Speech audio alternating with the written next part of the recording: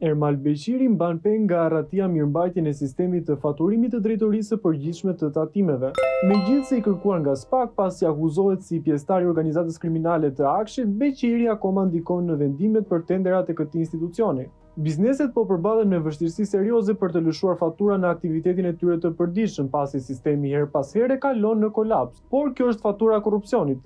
Sot, në faqen e parë të Komisionit të Prokurimit Publik, është shpallur një ankesë që duket si mesazh i koduar për zyrtarët e Akshit dhe të tatimeve. Ky është dokumenti nxjerrë nga faqja zyrtare e KPP. Është ankesa e kompanisë Primus Albania SHPK, ortak e Ermal Beqirit, që ka depozituar kundërshtimin e vendimit të komisionit të tenderit. Si asnjëherë tjetër, ankesa është publikuar nxitimsi 3 herë njëra pas tjetrës. U përpoqëm gjatë gjithë ditës të njiheshim me ankesën, por zyrtarët e KPP nuk kanë ngarkuar asnjë dokument deri në përfundim të orarit zyrtar. Mësojmë se kompania për momentin nuk e ka bërë akoma pagesën e tarifës së ankesës për tenderin. Kjo mund të jetë arsyeja bllokimit të publikimit.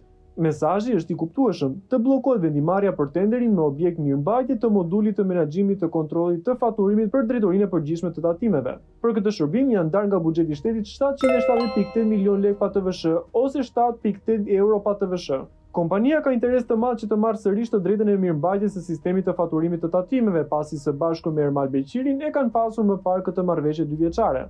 Akshi në cilësinë e autoritetit kontraktor ka lidhur kontrata me numër prod 51 datë 28 shkurt 2023 me bashkimin e operatorëve Primus Albania dhe Horizon SHPK për ofrimin e shërbimit mirëmbajtja modulit të menaxhimit të kontrollit të faturimit për drejtorinë e përgjithshme të tatimeve. Sipas tabelës së shpenzimeve, vetëm për disa muaj dy kompanitë kanë tërhequr nga thesari i shtetit mbi 1.6 milion euro. Primus Albania nuk deklaron në QKB aksioneri përfitues, duke shkelur ligjin shqiptar. Me letra, firma është në pronësinë e kompanisë kroate Primus Adriatic, por kjo diçka. Në fakt, kjo ka qenë gjithmonë një kompani shqiptare. Firma u regjistruar në vitin 2014 nga Klodian Zyberi dhe Armanda Sellaj me emrin Njehona Software SHPK. Më 28 dhjetor 2018, kompania ju shit firmës bosnjake me bazë në Kroaci, Primus Adriatic. Megjithatë, deri në vitin 2022 firma mbante emrin shqiptar dhe kishte administrator shqiptar.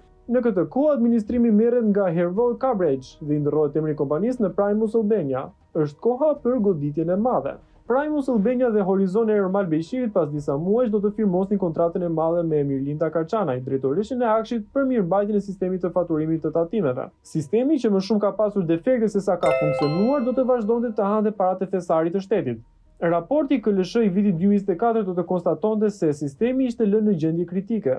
Ndërkohë Beqiri kishte dhe vazhdon të mbajë fort pushtetin tek Akshi, duke marrë 10 miliona euro për vete ose në emër të kompanive të tilla me emra të huaj. Horizon SHPK, e cila është 100% në pronësinë e Beqirit, ishte bashkë me Primusin si fituese të tenderit të vitit 2023. Kjo shpjegon pse ortaku kroat i Beqirit merr guximin të futet sërish në tenderin e Akshit, madje duke bllokuar procedurën që ka nisur prej një viti. Procedura u hap në datë 29 prill 2025. Qëllimi kryesor i këtij projekti është mirëmbajtja e sistemit të fiskalizimit për drejtorinë e përgjithshme të tatimeve. Ky sistem është i hostuar në data centerin qeveritar pranë Akshit dhe ofron shërbime për rreth 125.000 tatim pagues, si dhe për vetë administratën tatimore. Disponueshmëria e sistemit është jetike dhe nuk mund të pësojë ndërprerje më shumë se disa minuta. Shërbimet duhet të jenë funksionale 24/7. Thuajse 2 javë nga hapja procedurës, kjo është ankimuar në KPP. Referuar ankesës së depozituar nga kompania CSP, duket se shkak janë bërë kriteret e veçanta të tenderit, të cilat dyshohet se janë qepur me porosi. Në datën 1 korrekt të vitit të kaluar, KPP pranoi pjesërisht ankesën dhe urdhëroi Akshin të modifikojë dokumentet e tenderit, por më pas procedura u zvarrit për muaj të tërë. Në 4 dhjetor 2025 KPP vendosi të zhbllokojë procedurën, por në 18 dhjetor tenderi u bllokua sërish, këtë herë nga kompania Datalog. Sipas ankesës, ndryshimet në dokumente paracaktonin fituesin. Konkretisht, kriteri 2, 3 dhe 4 mund të plotësojë vetëm nga 2 kompani, njëra prej të cilave është Horizon e Ermal Beqirit. Më 11 shkurt 2026 KPP vendosi përfundimisht të lejojë vazhdimin e tenderit. Ndërkohë, nën presionin e hetimeve të SPAK u shkarkua drejtoresha e Akshit Mirlinda Karçanaj dhe u zvendësua nga Egli Tafa. Megjithatë, ndikimi i grupit të Beqirit duket se vijon, edhe pse në arrati ai vijon të kontrollojë lojën nga brenda. Prandaj përdor ortakun kroat për të bllokuar dhe orientuar procedurat në KPP.